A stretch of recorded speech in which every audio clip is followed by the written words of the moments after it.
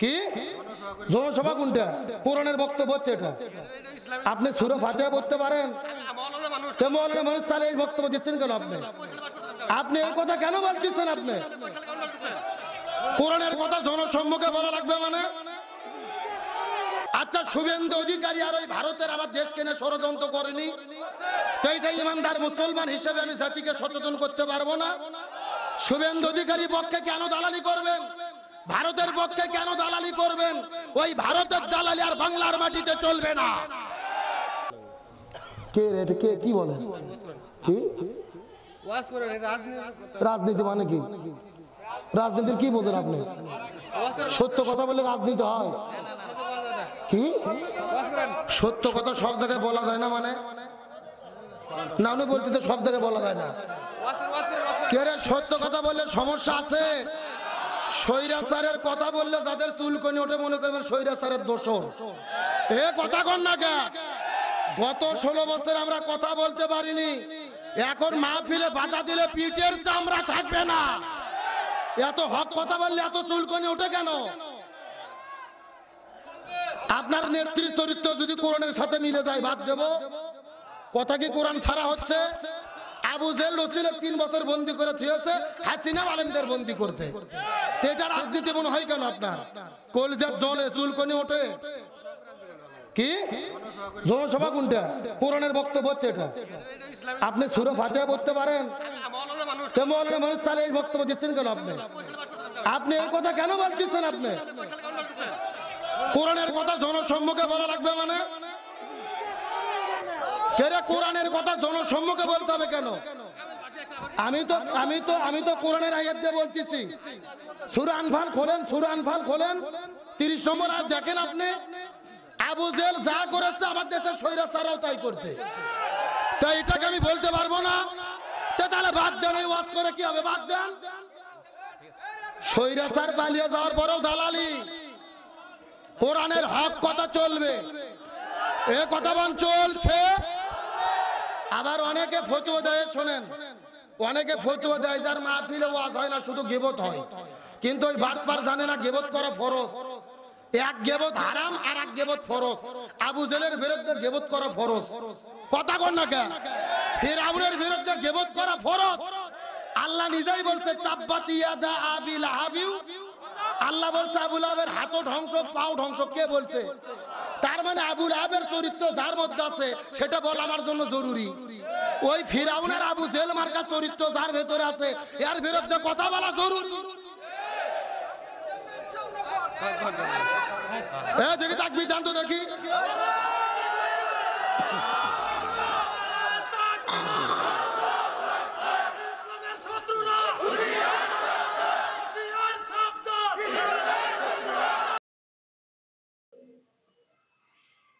দর্শক, বাংলাদেশে এই সব কাণ্ড ঘটছে। ইসলামিক জলসা, সেখানে বক্তব্য রাখছিলেন এই মৌলানা সাহেব, নাম হচ্ছে আব্দুস সালাম। পেছন থেকে আর এক মৌলানা, উনি নিজেও বললেন যে আমিও মৌলানা। উনি আপত্তি করেন যে এটা একটা ইসলামিক জলসা, তো এখানে পলিটিক্যাল কথা কেন বলছেন? ওইসব কথা যেগুলো বলছেন সেগুলো জনসভাতে বলবেন, এখানে ওইসব কথা কেন বলছেন? এখানে ইসলামিক জলসা করতে এসছেন, ইসলামিক যে ধর্মীয় যে ব্যাপারগুলো আছে যেগুলো বলা হয়ে থাকে কোরআন হাদিসের, সেগুলো নিয়ে কথা বলুন, পলিটিক্যাল কথা কেন বলছেন? তো তাতে ইনি ক্ষিপ্ত হয়ে যান যে কি বলছেন, এটাই তো ইসলামের কথা, এটাই তো কোরআনের কথা বলে আবার উনি বললেন। আসলে উনি শুভেন্দু অধিকারী সহ ভারতের নানান সব বিষয়ে মন্তব্য করছিলেন। আমি খানিকটা শুনেছি বক্তব্য, তো সেটাতেই আপত্তি আর কি, যে পলিটিক্যাল চর্চা ইত্যাদি বিষয় সে পলিটিক্যাল ক্ষেত্রে হোক, সেখানে আমরা বলবো, শুনবো, কিন্তু এটা তো ইসলামিক জলসা হচ্ছে, এখানে ধর্মীয় আচার আচরণ, নামাজ রোজা কিভাবে করবেন এই সব নিয়ে চর্চা হবে, বা ধর্মীয় যে কাহিনীগুলো রয়েছে সেগুলোকে নিয়ে চর্চা হবে। সেটা না করে শুভেন্দু অধিকারী কি বলেছেন, কি করেছেন ইত্যাদি ইত্যাদি এইসব নিয়ে কেন এখানে চর্চা হচ্ছে, এই প্রশ্ন মানে পেছন থেকে উনি তোলেন। তো তাতেই আর কি এইসব সমস্যা উনি ঘুরিয়ে আবার ফস দেখান, বলেন যে এটাই তো ইসলামের ব্যাপার, আর আপনি এটা জানেন সেটা জানেন বলে উনি একটা ক্রস একটা বলার চেষ্টা করেন, কিন্তু উনি পেছন থেকে বলেন যে আমিও মৌলানা।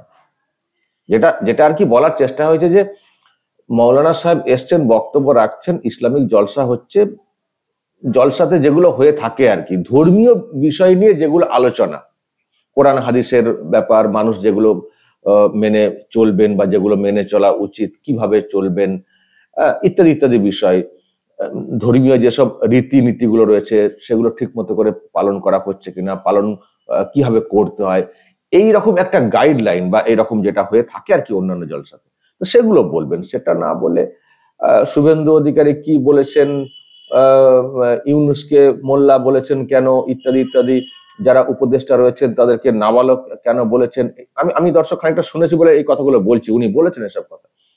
তো এইসব নিয়েই আর কি প্রশ্ন পেছন থেকে তোলা হচ্ছিল, তাতে উনি এইরকম কথা বলেছেন। প্রিয় দর্শক, আমি শফিকুল ইসলাম এবং আপনারা দেখছেন আরামবাগ টিভি। তবে দর্শক, শুধু এই আব্দুস সালাম সাহেবই নন, আমরা দেখেছি যে বাংলাদেশের আরো অনেক ইসলামিক বক্তা তারা কিন্তু ভারতের ব্যাপারে কথা বলে যাচ্ছেন এবং খুব গরম গরম কথা বলে যাচ্ছেন। শুধু নেতার নামেই কথা না, এমনকি বড় বড় থ্রেট দেওয়া সেটাও কিন্তু এইসব মৌলানা সাহেবরা দিচ্ছেন। আপনারা দেখেছেন কোন কোন মৌলানা সাহেব বলেছেন চিকেন নেকটাকে কেটে দিতে হবে, আমি পরামর্শ দিচ্ছি সরকারকে, এইভাবে চিকেন নেকটা কেটে দেবেন। কেউ বলছেন যে দিল্লি দখল করে নিতে হবে, কেউ বলছেন পশ্চিমবঙ্গকে আলাদা করে স্বাধীন হওয়ার জন্য ডাক দিচ্ছি, মমতা ব্যানার্জি যেন এতে সামিল হয়ে যান। কেউ বলছেন নর্থ ইস্টকে ভেঙে দেব, ওখানে স্বাধীনতা আন্দোলনের মুভমেন্ট চালু করে দেব। এইসব চলছে, মানে ইসলামিক জলসা হলেও জলসাতে এখন যেন মৌলভী সাহেবদের একটা কম্পিটিশন চলছে যে কে কতটা ভারত বিদ্বেষী মন্তব্য করতে পারেন, বা ভারতীয় এইসব নেতার বিরুদ্ধে কে কতটা বলতে পারেন, কে কতটা মোদীকে আক্রমণ করতে পারেন, অমিত শাহকে আক্রমণ করতে পারেন, বা বাংলার শুভেন্দু অধিকারীকে আক্রমণ করতে পারেন।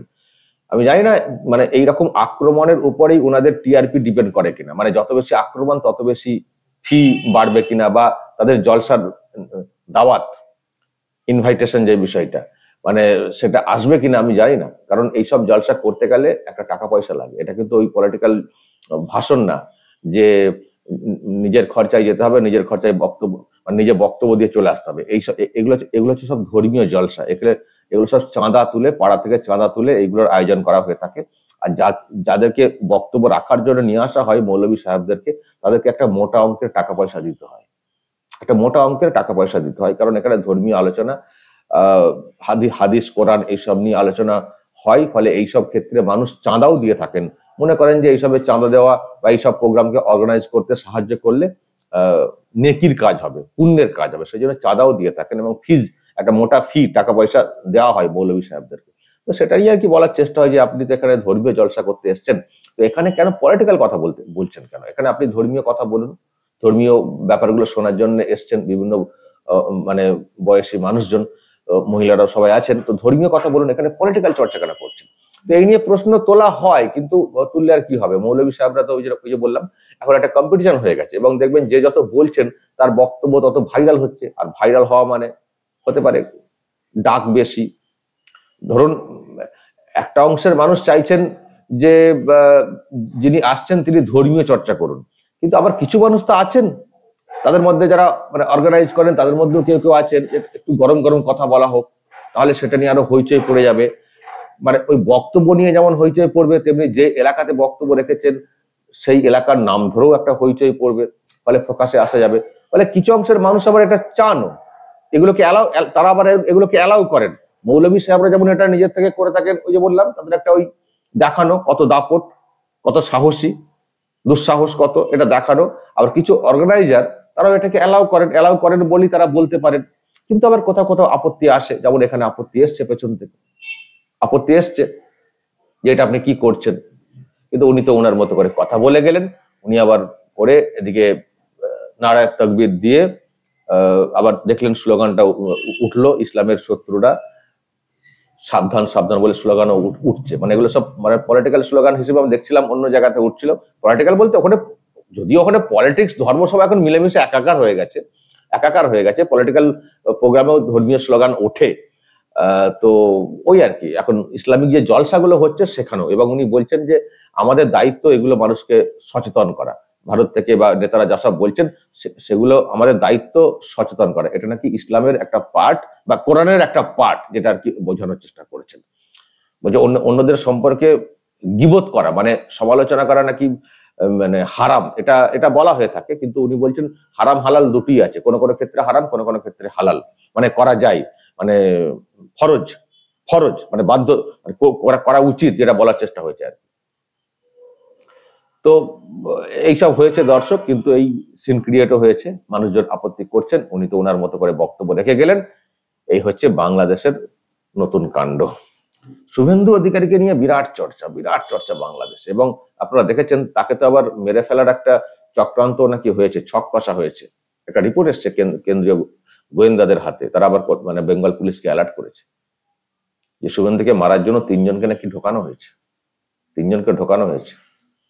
দেখা যাক কি হয়। তবে শুভেন্দু অধিকারী যে বাংলাদেশের ক্ষেত্রে একটা বড় নাম চর্চার ক্ষেত্রে, এটা কিন্তু পরিষ্কার, মৌলভী সাহেবদের মুখে মুখেও শুভেন্দু অধিকারীর নাম। দর্শক বলবেন যা বলার এই নিয়ে কমেন্ট বক্সে, নজর রাখবেন আরামবাগ টিভিতে।